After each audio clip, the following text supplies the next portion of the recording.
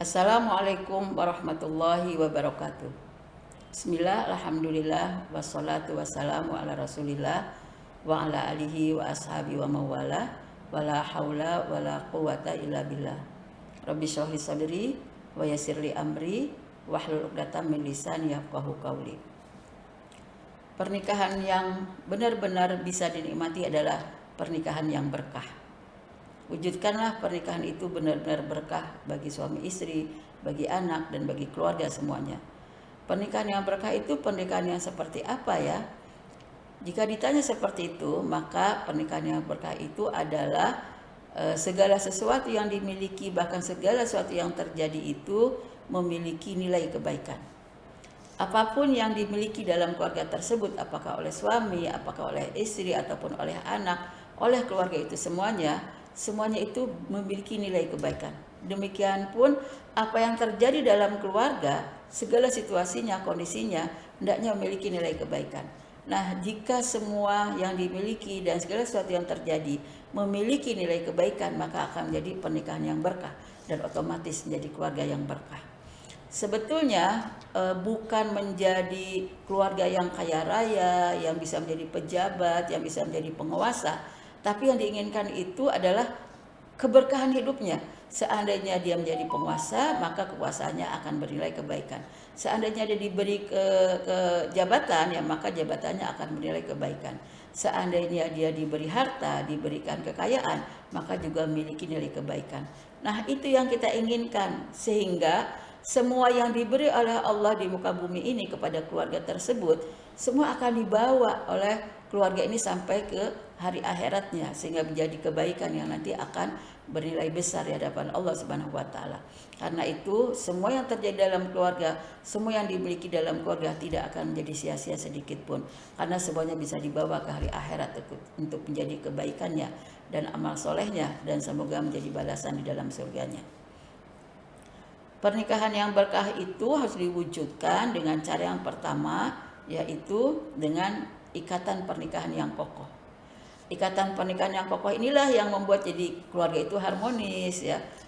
Tidak ada percekcokan besar, ya, apalagi sampai keributan-keributan yang menghebohkan, bahkan tidak akan terpikir sampai ada perceraian. Sebab ikatan pernikahannya sangat kokoh, sehingga masing-masing berusaha bagaimana menjaga ikatan ini semakin kuat, ya, semakin kokoh. Oleh karena itu tidak melakukan hal-hal yang menyebabkan terjadinya perceraian.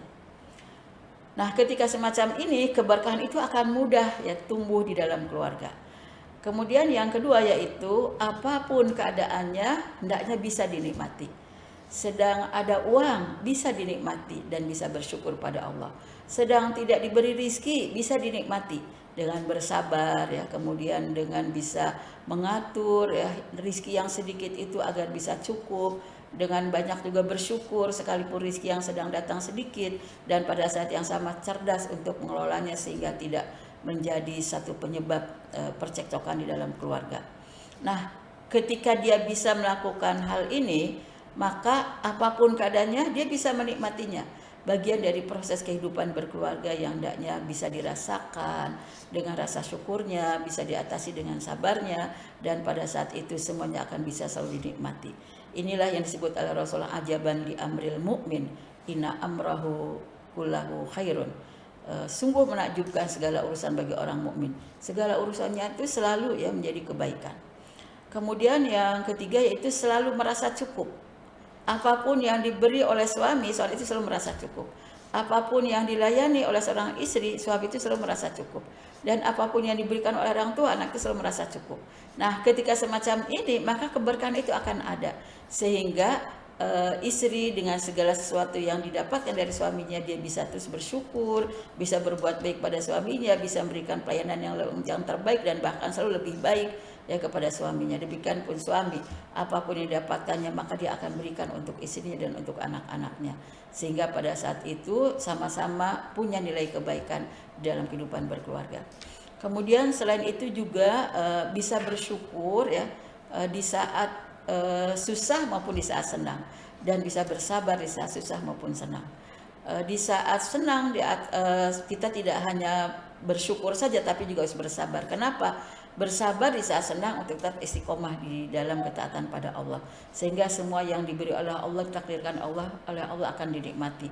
Begitupun juga dia bersyukur tidak hanya ketika diberikan nikmat banyak, diberikan nikmat sedikit pun dia tetap bersyukur kepada Allah, sehingga apapun yang diberi oleh Allah tetap bisa dinikmati. Nah, karena itu pantas ya akan punya nilai kebaikan dalam semua kondisi dan dalam semua milik yang diberikan oleh Allah kepada keluarga ini, dan bisa menjadi keberkahan yang terus akan dinikmati di dunia dan bahkan akan terus dinikmati di hari akhirat. Semoga ini menjadi satu sikap bagi kita semuanya di dalam menyikapi berbagai keadaan dan situasi dalam keluarga dan milik serta nikmat yang diberi oleh Allah Subhanahu wa taala. Semoga menjadi keluarga yang penuh keberkahan dan menjadi pernikahan yang berkah. Jazakumullah khairan. Assalamualaikum warahmatullahi wabarakatuh.